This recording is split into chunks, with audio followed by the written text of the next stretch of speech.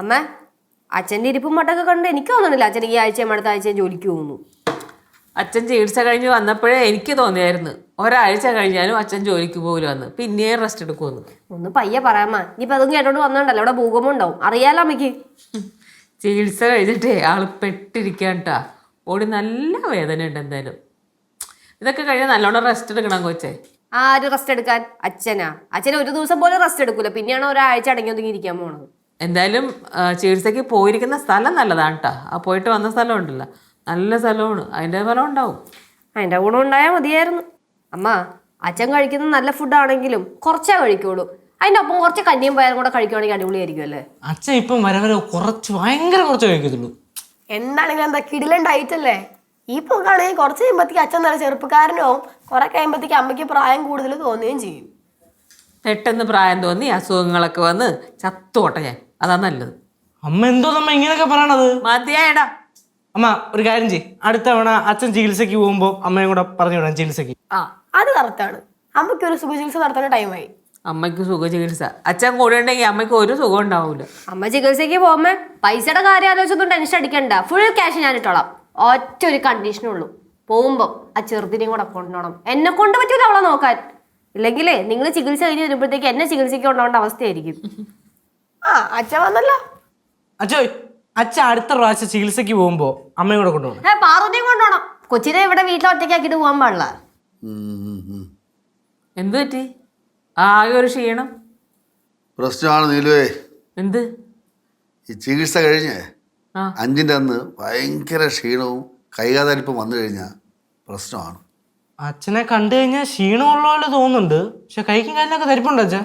വേഗമാസനം തരിപ്പല്ലടാ. അയ്യോ, ഇനിയിപ്പോ എന്ത് ചെയ്യും?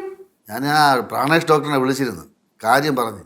ഉം. അപ്പം അങ്ങനെ പറഞ്ഞ് പെട്ടെന്ന് അങ്ങ് കയറി ചെല്ലായി. വീണ്ടും ചികിത്സിക്കാനോ? പിന്നെ ഡോക്ടറെ അടുത്ത് കൊച്ചു വർത്താനം കൊണ്ടിരിക്കാനാ. ആയി അതിനി 6 മാസമൊക്കെ കഴിഞ്ഞിട്ട് ചികിത്സിക്കാൻ പാടുള്ളൂ. ഇങ്ങനത്തെ പ്രശ്നം വന്നാൽ ഉടൻ തന്നെ ചികിത്സിക്കണം, അല്ലെങ്കിൽ വീണ്ടും ശരീരം തളർന്നു പോകും, എണീറ്റിരിക്കാൻ പറ്റില്ല. അച്ഛാ അപ്പൊ ഇനി എന്ത് ചെയ്യും? നാളെ ചികിത്സാ കേന്ദ്രത്തിൽ പോവാം, ഒരാഴ്ച കൂടെ ചികിത്സ ചെയ്യാം. തുടങ്ങി വെച്ചില്ലേ, ഇപ്പം എന്ത് ചെയ്യാൻ പറ്റും? അല്ല അപ്പൊ പൈസ പൈസയൊന്നും ഒരു വലിയ പ്രശ്നമൊന്നുമില്ല. പൈസ ഉണ്ടോ? അപ്പൊ നിങ്ങളുടെ കയ്യിൽ പൈസ ഉണ്ടോ? പൈസയൊന്നും ഇല്ല, പക്ഷെ അത് പ്രശ്നമാക്കണ്ട. ഫ്രീ ആണോ? അല്ല, നിങ്ങൾ തമ്മിൽ ആലോചിക്കുന്ന തീരുമാനം എടുക്ക്. അതെ, പെട്ടെന്ന് ചികിത്സിച്ച് ഭേദമാക്കണം. ശരീരം തളർന്നു കിടന്നാൽ അത് മരണത്തെക്കാൾ ഭയാനകമാണ്. പറഞ്ഞില്ലെന്ന് വേണ്ട. തുടങ്ങി.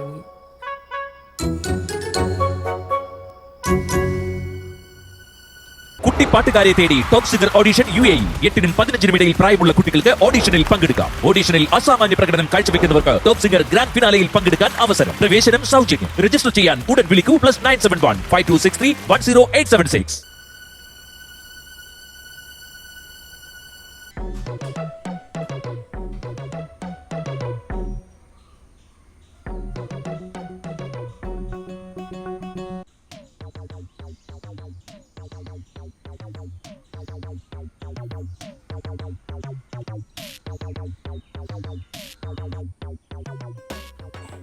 അച്ഛാ ആ എന്തു പറ്റിച്ചാ? അയ്യടേ, വയ്യേ? ഇത് ചികിത്സാ കേന്ദ്രത്തിലോട്ട് പോകണ്ട അച്ഛാ? ഇനി പോയാൽ രക്ഷപ്പെടും, ഇല്ലെങ്കിൽ തീർന്നു. അച്ഛാ ഇപ്പൊ ചികിത്സയ്ക്ക് പോകണമെങ്കിൽ പോകണം, അല്ല ഇനിയിപ്പം ആ പറഞ്ഞുകൊണ്ടിരുന്നിട്ട് വെറുതെ പ്രശ്നം വല്ലതും ആയിക്കഴിഞ്ഞാൽ അങ്ങനൊരു പ്രശ്നം വേണ്ട. എന്തായാലും ഇപ്പൊ എഞ്ചിനീയറിനോട് പൈസ വയ്ക്കാൻ പറ്റില്ല. ഇപ്രാവശ്യം പോയപ്പോഴത്തേക്ക് എഞ്ചിനീയർ ഫുൾ ചെലവ് നോക്കി. അതെ. അപ്പൊ എന്ത് ചെയ്യും? അച്ഛൻ്റെ കയ്യിൽ എത്ര കാണും അച്ഛാ? ആ നുള്ളിപ്പറക്കി എടുത്താൽ 100-300 രൂപ കാണും. ആ അത് മതിയില്ല. ഞാൻ ഇനി ചികിത്സയ്ക്കൊന്നും പോകണമെന്നേ. അവിടെ നിന്ന് ചികിത്സാ കേന്ദ്രത്തിൽ 2 പയ്യന്മാരുടെ രാംരാജും ബിബിനും അവന്മാർ വിളിച്ചിരുന്നു. ഞാൻ പോകണമെന്ന് എടുക്കാൻ പോയില്ല. അതെന്താ എടുക്കാണ്ടിരുന്നത്? എന്നെ ചികിത്സിക്കാൻ വേണ്ടി വിളിച്ചായിരിക്കും.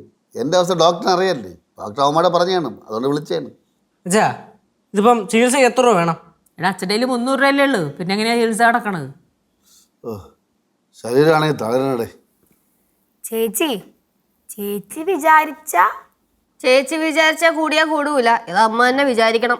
അയ്യോ, അമ്മ വിചാരിച്ചാൽ എങ്ങനെ നടക്കണേ? അമ്മയ്ക്ക് കിട്ടിയ പൈസ ചിട്ടിക്കും കൊടുത്ത്, പിന്നെ വാടകയും കൊടുത്ത്, സുഷമയ്ക്ക് കൊടുക്കാനുള്ള പൈസയും കൊടുത്ത്, പിന്നെ എവിടെ നിന്നുണ്ടാവണം? ഇനിയിപ്പോൾ എന്തെങ്കിലും ചിലവിനൊക്കെ ആരെങ്കിലും ഇന്ന് കടം മേടിക്കണം പൈസ. അതാ എനിക്ക് എന്തെങ്കിലും സംഭവിച്ചു കഴിഞ്ഞാൽ ഈ അടിയന്തരത്തിനുള്ള പൈസ ഇങ്ങനെ ആർക്കെങ്കിലും ഉണ്ടാവോ? കൈ കാണുമോ? ഇതോന്ന് വെച്ചാ ഇനി ചികിത്സിക്കാൻ പോകാൻ ഒറ്റ മാർഗ്ഗം എന്നെക്കൊണ്ട് തോന്നണുള്ളൂ. ആ അത് ചികിത്സക്ക് കുറഞ്ഞത് ഫുഡും മരുന്നും എല്ലാം കൂടി 25,000 രൂപ ആവും. ആ വിഷ്ണു വിചാരിച്ചാൽ നടക്കും. നീ വിചാരിച്ചാൽ നടക്കും. ഞാൻ വിചാരിച്ചില്ല ഈ മാസം ശമ്പളം ചെലവായി തീർന്നു. ചേട്ടാ ആരെങ്കിലും കയ്യിൽ നിന്ന് കടം വാങ്ങ്. ആ അത് നല്ല ഐഡിയ. പക്ഷെ ആര് തിരിച്ചു കൊടുക്കും? ശമ്പളം കിട്ടുമ്പോ ചേട്ടൻ കൊടുക്കും. നിങ്ങളിങ്ങനെ കൂട്ടം തെറ്റി നിൽക്കാതെ ഒരുങ്ങി നിൽക്കി ചിന്തിച്ചിട്ട് ഷെയർ ഇട്. അച്ഛൻ എത്ര ഷെയർ ഇടും? എടാ എൻ്റെ ആ പടം 300 രൂപയല്ലേ ഉള്ളൂ, ഞാൻ എവിടെ ഷെയർ ഇടായി? ഇതിപ്പോ പോവാനും പറ്റൂല പോവാതിരിക്കാനും പറ്റൂല എന്നുള്ള അവസ്ഥയല്ല. ചുരുക്കി പറഞ്ഞാൽ വയസ്സായ കാലത്ത് എന്തെങ്കിലും അസുഖം വന്നു കഴിഞ്ഞാൽ അത് അനുഭവിച്ചുകൊണ്ട് ചുരുണ്ടുകൂടി ഇടയിൽ മൂലയിൽ കിടക്കണം. ആരും സഹായിക്കൂല, ഒറ്റയ്ക്ക് തന്നെ. അല്ല ഞാൻ അത് നേരത്തെ വിചാരിച്ച്. എനിക്ക് എൻ്റെ അമ്മയെ കാണാൻ കൊതിയാവും. ഞാൻ പറയാം. ആ പറ. ചേച്ചിയുടെ കയ്യില് കുറെ പൈസ ഇല്ലേ? തിത്തി പൈസ. ചിട്ടി പൈസ? ചിട്ടി ചിട്ടി വരുന്ന ഓ ചിട്ടി പൈസ അല്ല അന്ന് ചിട്ടി പറഞ്ഞില്ലല്ലേ? പറഞ്ഞില്ലല്ലോ.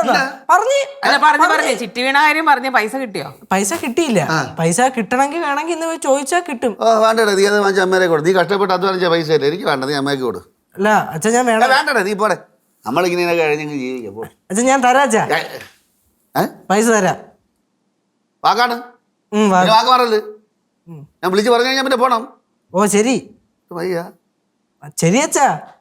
വേഗം റെഡിയാക്കി നോക്കട്ടെ, എന്നെ നോക്ക്. മാറ കാക്കെ പോലെ നടന്നുപോയി.